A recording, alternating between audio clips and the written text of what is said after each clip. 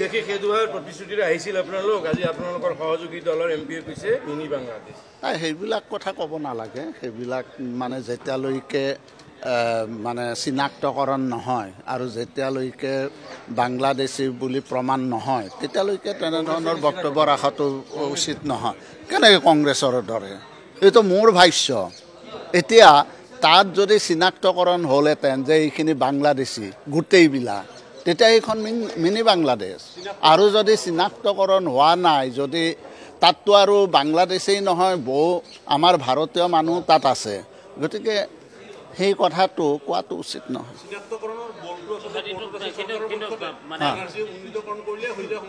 সেইটোতো হয়ে এটা চিনাক্তকৰণ কৰাৰ দায়িত্বটো আমাৰ ৰাজ্য চৰকাৰ কেন্দ্ৰীয় চৰকাৰৰ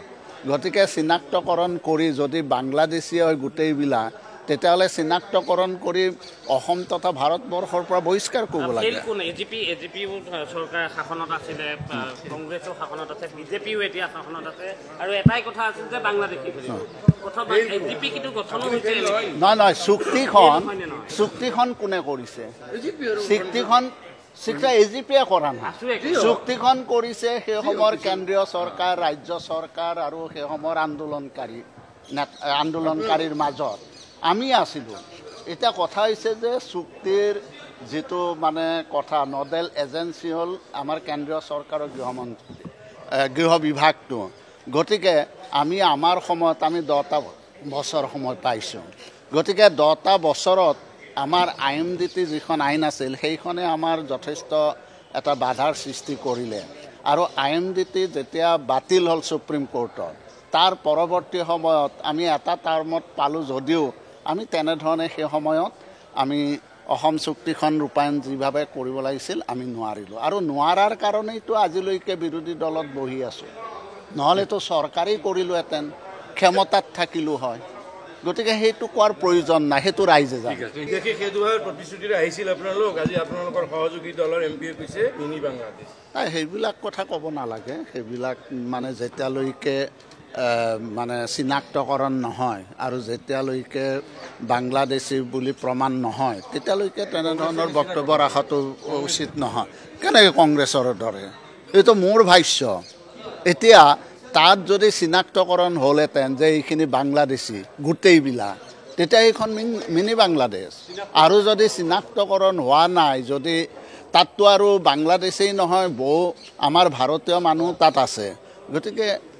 সেই কথাটো কোৱাটো উচিত নহয়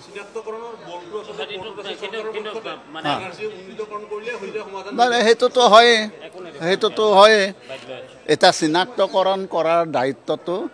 আমাৰ ৰাজ্য চৰকাৰ কেন্দ্ৰীয় চৰকাৰৰ গতিকে চিনাক্তকৰণ কৰি যদি বাংলাদেশী হয় গোটেইবিলাক তেতিয়াহ'লে চিনাক্তকৰণ কৰি অসম তথা ভাৰতবৰ্ষৰ পৰা বহিষ্কাৰ কৰিব লাগে এজিপিও চৰকাৰ শাসনত আছিলে কংগ্ৰেছো শাসনত আছে বিজেপিও এতিয়া শাসনত আছে আৰু এটাই কথা আছিল যে বাংলাদেশী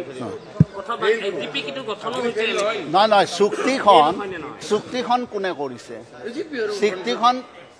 এজিপিয়ে কৰা নাই চুক্তিখন কৰিছে সেই সময়ৰ কেন্দ্ৰীয় চৰকাৰ ৰাজ্য চৰকাৰ আৰু সেই সময়ৰ আন্দোলনকাৰীৰ মাজত আমি আছিলোঁ এতিয়া কথা হৈছে যে চুক্তিৰ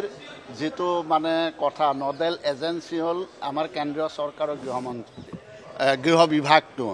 গতিকে আমি আমাৰ সময়ত আমি 10টা বছৰ সময় পাইছোঁ গতিকে 10টা বছৰত আমাৰ IMDT যিখন আইন আছিল সেইখনে আমাৰ যথেষ্ট এটা বাধাৰ সৃষ্টি কৰিলে আৰু IMDT যেতিয়া বাতিল হ'ল সুপ্ৰিম কোৰ্টত তাৰ পৰৱৰ্তী সময়ত আমি এটা টাৰ্মত পালোঁ যদিও আমি তেনেধৰণে সেই সময়ত আমি অসম চুক্তিখন ৰূপায়ণ যিভাৱে কৰিব লাগিছিল আমি নোৱাৰিলোঁ আৰু নোৱাৰাৰ কাৰণেইতো আজিলৈকে বিৰোধী দলত বহি আছোঁ নহ'লেতো চৰকাৰেই কৰিলোহেঁতেন ক্ষমতাত থাকিলোঁ হয় গতিকে সেইটো কোৱাৰ প্ৰয়োজন নাই সেইটো ৰাইজে জানে আপুনি বিচৰা বাতৰি পাব কেৱল নিউজ 18 এপত নিউজ 18 এপ ডাউনলোড কৰিবলৈ স্ক্যান কৰক এই QR কোড গুগল প্লে ষ্টৰতো পাব এই নিউজ 18 এপ